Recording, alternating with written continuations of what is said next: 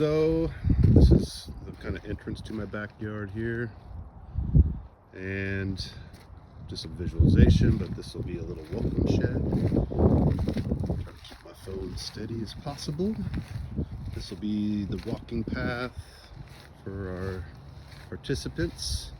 And we'll have some pretty flowers and decorations over here. I picked up this shade cloth off Amazon for, I think I'm into it, maybe $130, and it's held up really nice so far. Kind of give a little privacy from the neighbors, and they'll make their way down the gravel path. I got these really cool rocks from a friend of mine. I laid those out the other day. This will be the next path. This is kind of our shed area. Won't be part of the business, but kind of want to do a decorative rock pattern here. So still need to backfill that.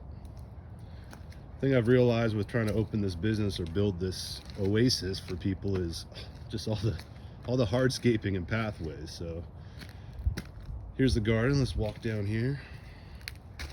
This garden was, well, we've been working on it for the last 5 years. It'll give people a little opportunity to walk around, maybe see some chickens over there. There's a chicken. Hi, buddy. And we used to have some goats out here that kept all the brush down, but with all the construction we got rid of them for now, but we'll get some more. And then we'll take the pathway here, and then they could go up this little pathway. This is one of our dog's little memorial for her. And then we got some pavers that I picked up for pretty cheap from a old job. And then this is what we'll be working on for the next year. This is the end of the path so far. I've cut out all this sod. I probably did it last summer. I covered it all with black plastic, killed all the vegetation mostly, and I just uncovered it the other day.